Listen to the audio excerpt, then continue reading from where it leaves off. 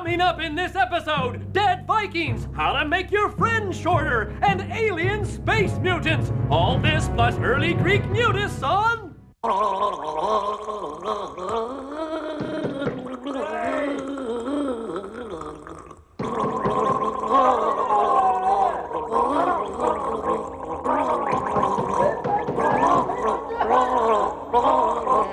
Oi! What happened? Oh, a fly just flew in my mouth, and I swallowed it by accident. Oh, that's terrible. Yeah, they're much nicer when you suck on them. Lick. Echo Zulu to command. Echo Zulu, tracking you on bearing 9050. Roger command. Thrust is 1154. Pitch A-OK. Yaw is nil. Roger, Echo Zulu. Recorders are on. You may commence maneuver. Roger command. Commencing now. A-OK, Echo Zulu. You have clearance to land. Roger command. Descending now. Beautiful landing, Echo Zulu. Taxi to hangar 4. Oh, never seen such a silly thing. We've never allowed an insect in the Royal Air Force, and we're not about to, whether they can walk on walls or not. How do flies walk on the wall? Yeah, simple. Flies are able to walk on the wall because they have special feet. Microscopic inspection will show that the fly has claws on its feet. Yes, that can grab onto teensy bumps on most surfaces. Well, how do they walk on glass then? I'm glad you asked that, yes. Flies are also able to walk on glass because, in addition to tiny claws, their feet have heady pads on the end that are covered in oil. This oil is just thick enough to stick the fly's foot to the window without keeping it stuck there. This is why flies never wear boots.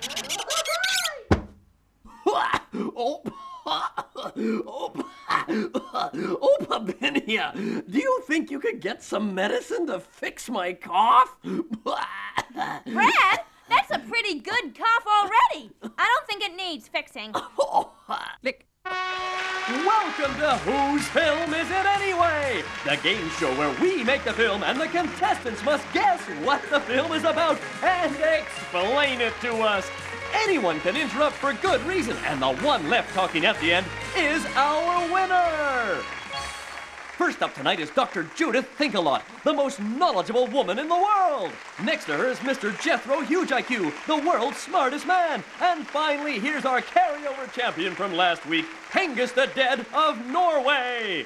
As usual, we'll start our film, and the first person to tell us what it is can start the game.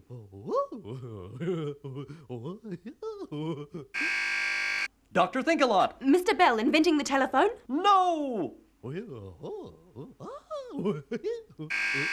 Mr. Huge IQ. Carl Odom inventing breakfast cereal. No! Dr. Think-A-Lot. That looks like Alexander Fleming discovering penicillin. Correct! You must explain the film on penicillin starting now. Penicillin medicine was discovered by Alexander Fleming in the 1920s. He saw that some mold he'd found in a dish had killed the bacteria that he was trying to grow there. An early interruption here from Mr. Huge IQ. Fleming only discovered the mold. He didn't make any medicine. Yes, that's absolutely right. Huge IQ, it's your film. Fleming had discovered an antibiotic, something the mold had made to kill the bacteria, but he didn't think of making medicine. That was done 10 years later by Ernst Chain and Howard Florey. They made a medicine from the mold to fight illnesses caused by... Interruption from Hengist the Dead. Mr. Huge IQ! I don't think he's well. Correct, Mr. Huge IQ. He is in fact dead. The subject is yours for 53 seconds, starting now. They called the new medicine penicillin, and their first patient began to get better almost immediately after taking... what? Dr. Think-A-Lot. The patient died. That's right. Chain and Florey hadn't made enough antibiotic to cure the infection, so the patient died. It's your film. You must begin talking now. In 1940, Gladys Hobby read about Chain and Florey's notes. She then whipped up her own batch of purified penicillin with the help of her co-workers. Timely interruption from Hengist the Dead. Mr. Huge IQ. He looks sick. Isn't there a doctor we could get to take a look? It's over to you, Mr. Huge IQ. Right. I'm a doctor. That's right, Dr. Think-A-Lot. You must start talking now. After 5 weeks of work, Gladys and her friends became the first people ever to treat someone with a penicillin injection. And 6 months later, they actually cured their first patient. Then they started to produce more penicillin, which saved many lives during the Second World War. Mr. Huge IQ. Another woman developed penicillin. Correct. You have 14 seconds. Dorothy Fiddle discovered a stronger species of penicillin. It was used to treat... Ah, Dr. Think-A-Lot. There were even more women involved. Elizabeth McCoy discovered another type of penicillin that meant much more of the drug could be made. Mr. Huge IQ. Dorothy Crowfoot Hodgkin discovered the structure of the molecule and made... Oh, an interruption in the last second of the game from Hengist the Dead of Norway. Hengist, you have 1 second on the subject of penicillin starting now. Well, looks like another game goes to our carryover champion, Hengist the Dead of Norway. Join us again next week when Hengist goes on to face 2 more contestants on everybody's favorite game show, Whose Film Is It Anyway? Contestants on Whose Film Is It Anyway stay at the beautiful Mountain View Lodge with complimentary rental car and enjoy exciting downtown shopping. Tuesday. I always hated Tuesdays, and I hated them more when things were quiet and there was nothing good on TV. I was carefully inspecting the insides of my eyelids when the phone rang. It was Frank Tank, the director of the City Museum. Seems there'd been a robbery and he wanted me to catch the thief. I'm on the case, I said. I knew I'd be there before he knew it. I also knew that pumpkins are actually fruit, and the fear of frogs is herpetophobia.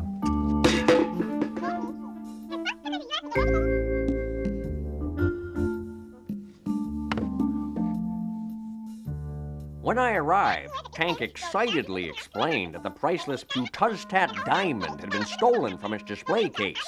The burglar alarm had gone off and the police sealed the place before anyone could escape. 3 people were found, so one of them must be the thief. My job was to find out which one. There was Dr. Doris Dorkmeyer, international expert on elephant dancing, who'd been studying on the 2nd floor at the time. There was Arthur Scrubb, the cleaner, who'd been polishing the floor. And the last suspect was some dame who claimed she got lost looking for the toilets. A likely story. But who was it? The police had searched the whole building and everyone in it and found no trace of the diamond. There had to be a way of finding out who had broken the display case. Then it hit me. Fingerprints. As every good detective knows, the skin on the ends of fingers forms a pattern of ridges and valleys. This pattern is different for every finger of every person in the world. No 2 people have the same set, not even identical twins. When you touch something smooth, oil and grease from your fingers leave behind a pattern in the shape of the skin. These are fingerprints. If I found fingerprints on the case and matched them with one of the suspects, I'd have my criminal. Normally, fingerprints are very hard to see, but a good detective always finds a way. I needed some special fine powder and a paintbrush, which luckily I had on me. I carefully brushed the powder onto the glass. Because fingerprints are greasy, the fine powder should stick to them and make them clearly visible. Using an ink pad and paper, the police took the fingerprints of the suspects. Because the patterns are so detailed, you have to be careful not to smudge them too much. Using my trusty magnifying glass, I looked for a match. There are 3 different types of pattern that police and detectives look for. Loops, arches, and whorls. These features form unique combinations that can easily be compared with fingerprints of known criminals. Aha! I had a match. The fingerprints on the case belong to Arthur Scrubb, the cleaner. But wait, all my finely tuned instincts told me Scrubb was not the thief. I smelt a frame job. No, the real crook was Frank Tank, the museum director. He denied it. Asked me for proof. My evidence was the gloves hanging out of his pocket. That's why he'd left no fingerprints. Of course, finding the diamond on him would be the best evidence of all. The whole building had already been searched, so Tank must have it. Strange. Of course. It was the old hide the jewel in the glass of water trick.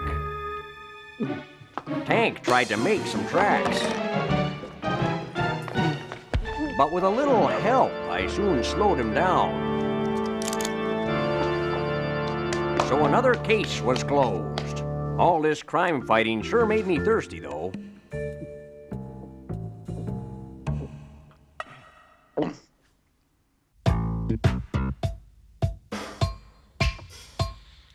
Dr. Franz J. Gall was an expert in the matter of the mind. And the respected Dr. Gall devised a way of understanding humankind. He believed that from a head examination that he gave you, he could determine certain telling things about your behavior. It was such a cunning plan, and that was how it all began, phrenology. Now, some of us are good, and some are bad. Some are clever, some are dull. And Dr. Franz J. Gall believed that this was all apparent on your skull. He started to examine skulls of famous politicians, of criminals and schoolboys, and a classical musician. And if you were in love, it was another feature of phrenology. Feeling people's skulls became a way to judge a genius from a fool. And many folks agreed with Dr. Gall that this was definitely cool. If you could judge a person by the contour of their head, then you could classify them even after they were dead. You were bound to cheat and lie if it was indicated by phrenology.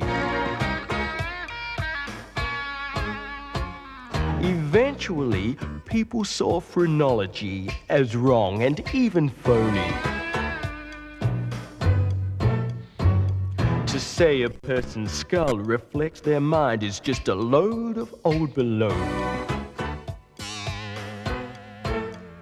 When you judge folks by their looks, you will cause everyone to suffer. You might as well decide to judge a book just by its cover. So they consigned it to the bin. Today, nobody believes in phrenology. The car's great. The transmission's working fine. One of life's great pleasures is getting together with other people and enjoying the things that come naturally, like eating, drinking, and good conversation.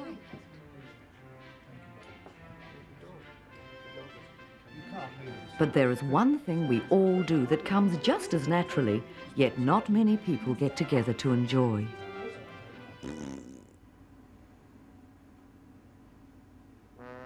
Farting. People fart because they eat foods that are rich in fibre, like beans and cabbage. Fibre is a very important part of your diet. It's very good for you, but it does have that interesting side effect.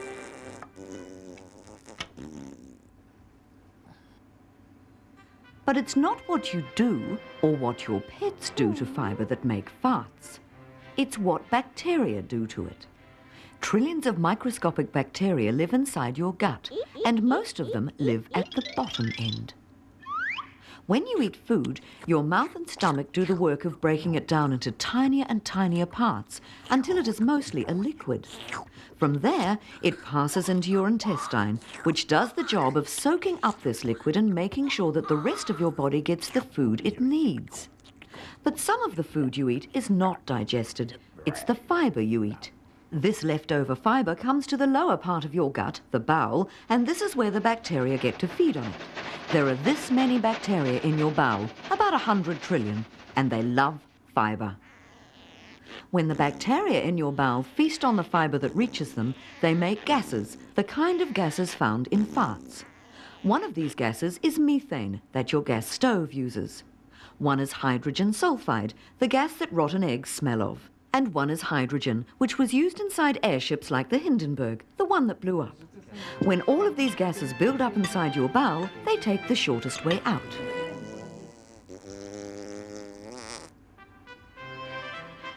So next time you fart, don't blame someone else. Blame the bacteria. Did you know that the gases in a fart will actually explode if you light them? Oh, yeah. My Uncle Vern used to light them all the time. Your Uncle Vern? Wasn't he the one who... Yep. First dinosaur to launch into outer space. Huh? Click. Deepest space.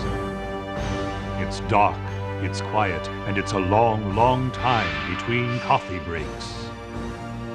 Among the stars flies the Space Corporation's mighty Endeavour building on its never-ending search for new galaxies, intelligent life, and cheaper parking. Captain's log, stardate 3.5. We are on course for the planet Ucephalon in the Birdian system, bringing a peace offering.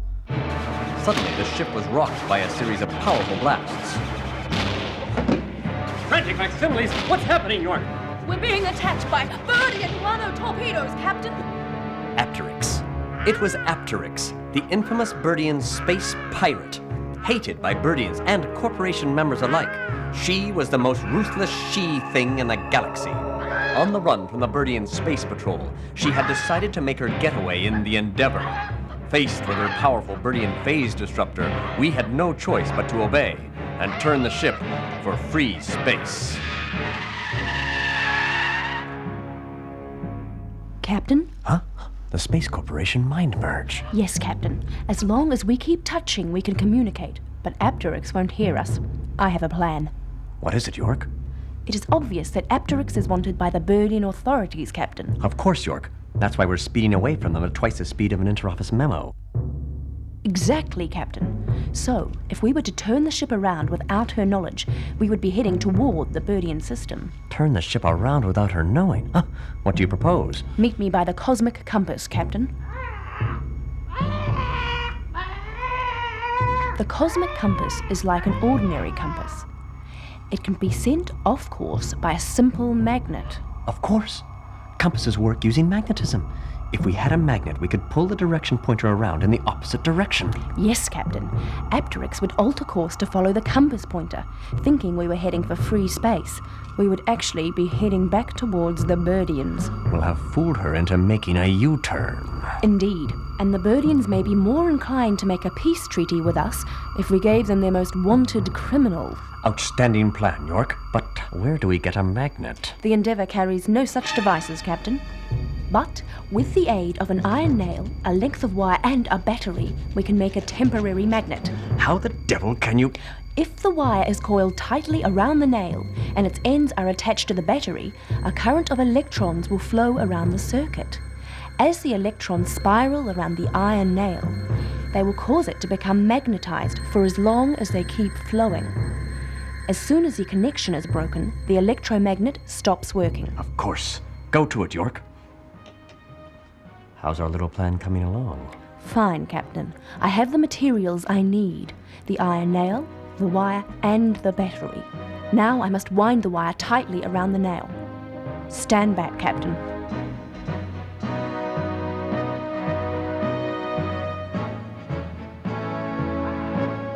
It is done.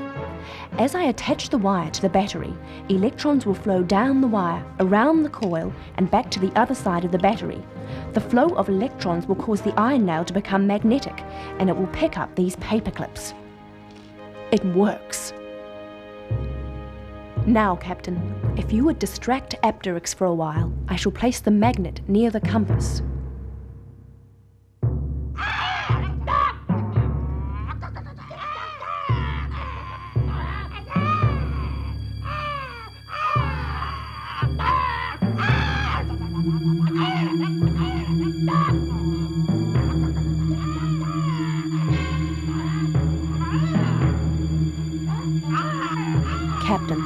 draw the alien's attention to the compass. It should fool her into turning the ship around in the wrong direction.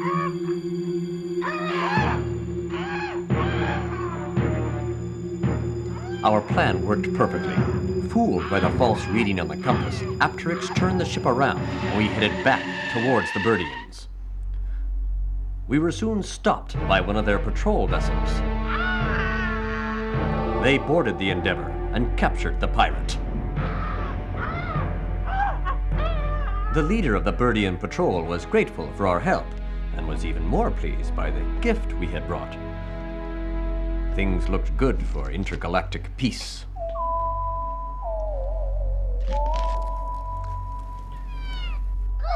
Unfortunately, we didn't know the Birdians hated Andrusian sponge lions. The Birdians were gravely insulted by our offering and left us with the warning never to approach their territory again. Next time, we should try giving them some giant Zabaltax mealworms. Captain's log closed. Rivet, rivet, rivet. Hello, Douglas Pavlov, famous dog trainer, here to tell you about man's best friend.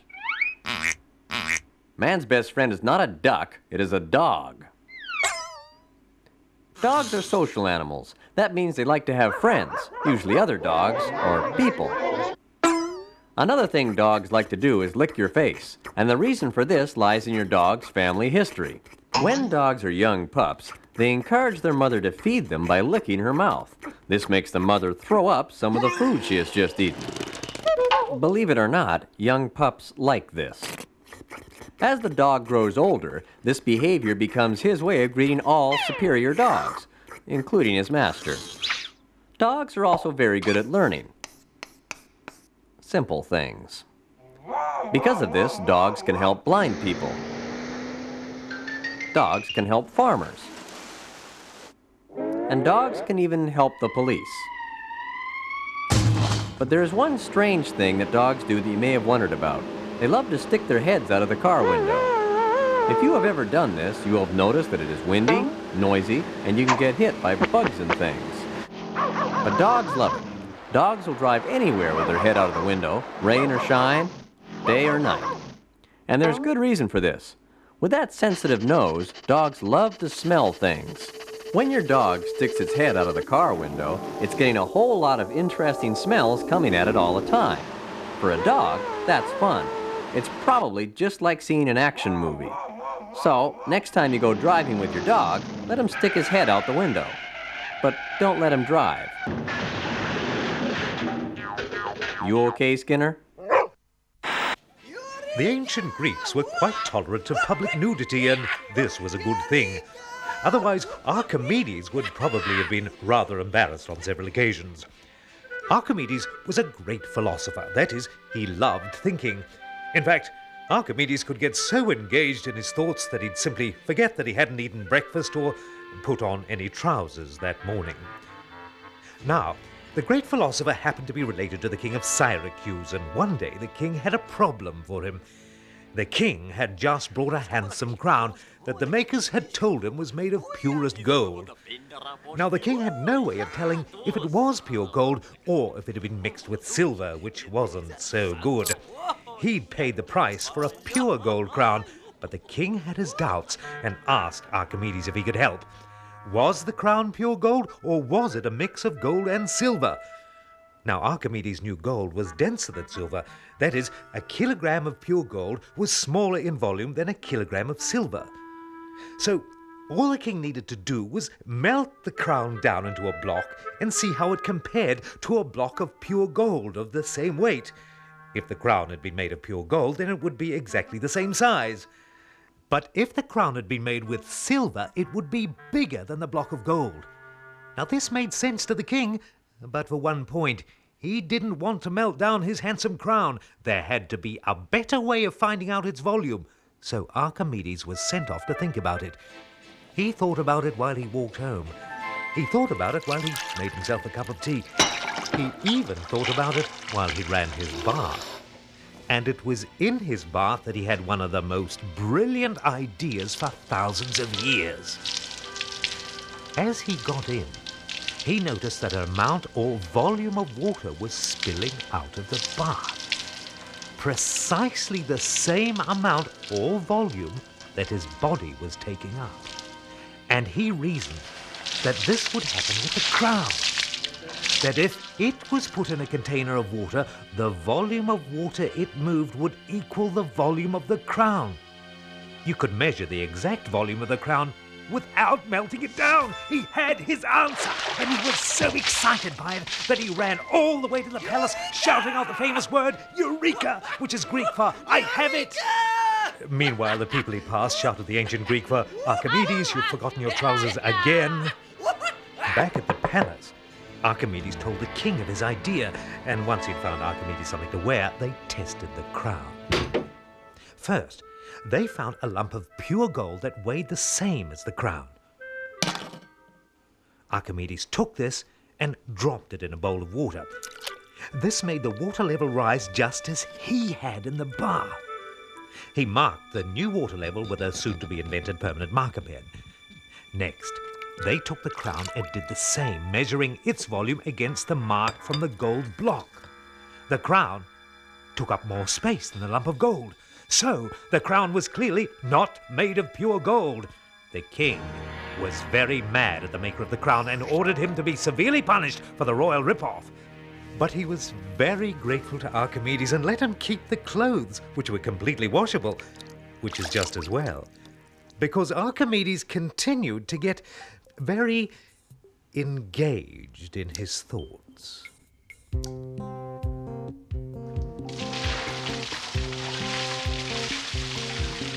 Archimedes in the bath, he's thinking all the time. He put the body in the water, see the water level climb. He put the body in the water, see the water level climb. Archimedes in the bath, he's thinking all the time. He put the body in the water, see the water level climb. But he forgot to wear his clothes, cause he's thinking all the time. He say, Eureka! Running through the street. Eureka! He forgot to wear his sheet. He says, Eureka! He go running through the street. Eureka! He forgot to wear his sheet. Now, hang on a minute.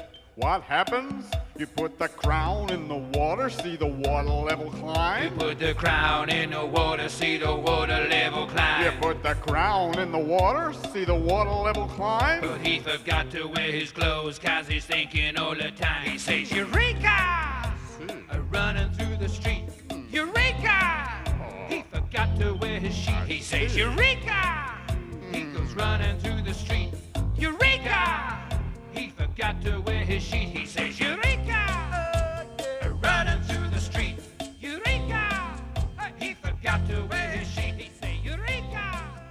He goes I always wondered if that story was true. You know, about him shouting Eureka. Yeah, he made a great contribution to human culture with that idea of his. Oh, yes, and physics of solid objects wasn't his only field of study. Physics schmizzics? Archimedes invented streaking. Oh, nonsense, Opabinia. People had been running around in the nude for years before Archimedes thought of it. They're actually born without clothes. Yeah? So what makes people wear him? Oh, probably embarrassment. What do people have to be embarrassed about? They don't have tails.